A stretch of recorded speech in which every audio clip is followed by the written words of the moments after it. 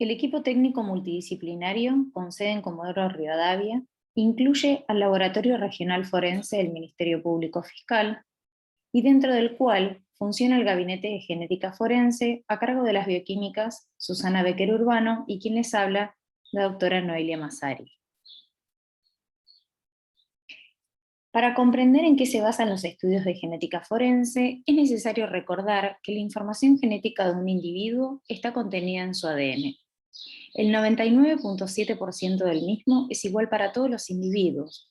Sin embargo, existe una pequeña fracción, de aproximadamente el 0,3%, que presenta una gran variabilidad, o lo que denominamos polimorfismo, y hace que cada uno de nosotros presente un único perfil genético. A lo largo de los años, se han ido desarrollando distintos métodos y tecnologías que permiten estudiar algunas de estas regiones polimórficas del ADN, las cuales son utilizadas para la identificación humana. En teoría, cualquier tejido con célula que presente núcleo sería apto para una pericia genética, puesto que la información genética contenida en el ADN de todas estas células es la misma para un individuo. Por lo tanto, la genética forense puede definirse como una subespecialidad encargada del análisis de los polimorfismos STRs, responsables de esta variabilidad genética en la población humana, y por lo tanto son aplicados a la resolución de problemáticas judiciales. La genética forense es el resultado de estas interacciones multidisciplinarias entre la genética de poblaciones, el uso de la biología molecular, la criminalística, el derecho civil y penal, y el uso de la estadística para la información de los resultados. En todos los casos, la prueba de ADN consiste en realizar el cotejo o comparación entre los perfiles genéticos de las muestras involucradas. Por lo tanto, ¿para qué se utiliza una pericia de ADN? Podemos resumir que en el ámbito civil nos permitiría resolver situaciones de vínculo de parentesco dubitado, como por ejemplo vínculos de paternidad, vínculos de maternidad y vínculos de paternidad conjunta o de abuelidad. Sin embargo, en el ámbito penal nos permitiría, entre otros ejemplos, la identificación de rastros biológicos de un individuo hallados en la escena del crimen, la identificación de restos humanos, e inclusive el esclarecimiento de identificación humana en relación a hechos vinculados con abuso sexual y delitos contra la integridad sexual. ¿Cómo debe solicitarse una pericia genética?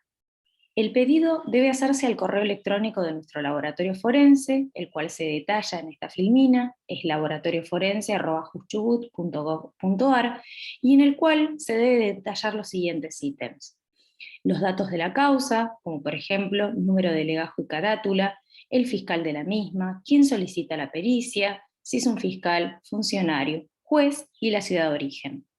Asimismo, deben constar los siguientes datos: las muestras a peritar, el número de secuestro y la descripción del mismo, y el objetivo de la pericia, como por ejemplo el análisis de marcadores STR a fin de obtener un perfil genético y, de ser posible, los siguientes análisis comparativos, o solicitar la tipificación de ADN de los secuestros remitidos y las muestras indubitadas a fin de poder realizar un análisis comparativo, o realizar la pericia genética de los siguientes elementos o secuestros remitidos al laboratorio.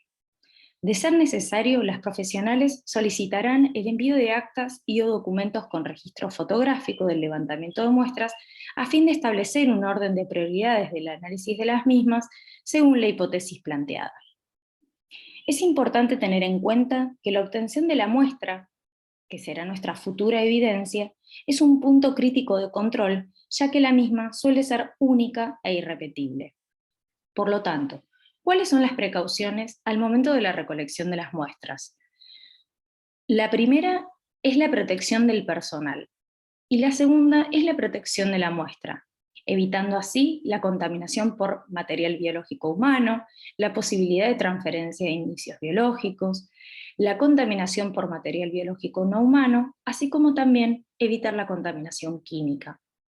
Toda evidencia debe ser guardada en sobres de papel o cajas de cartón, correctamente individualizadas y secas. Nunca debe guardarse evidencias para pericia genética en ningún tipo de almacenamiento plástico, vidrio, acrílico o similar, sin conservantes de ningún tipo.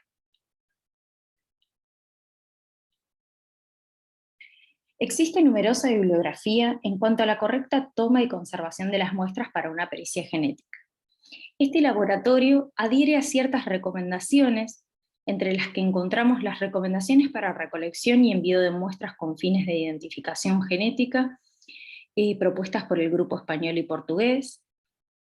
Adherimos al Protocolo Unificado de los Ministerios Públicos de la República Argentina, con guía para el levantamiento y conservación de la evidencia del Programa Nacional de Criminalística, así como también adherimos a las nuevas recomendaciones estipuladas en la actualización del Protocolo para la Atención Integral de Víctimas de Violaciones Sexuales, que incluye un nuevo apartado con el detalle de la conservación y las muestras de interés para este tipo de delitos.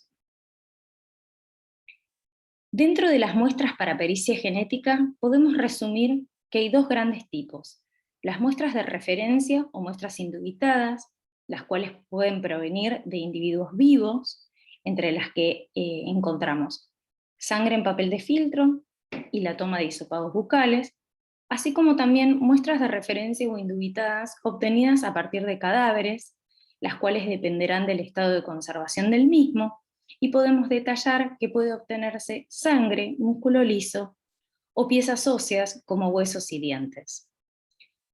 Así también en el laboratorio se analizan evidencias o muestras indubitadas, las cuales pueden ser recolectadas del lugar de los hechos, del cuerpo de la víctima o del cuerpo del sospechoso.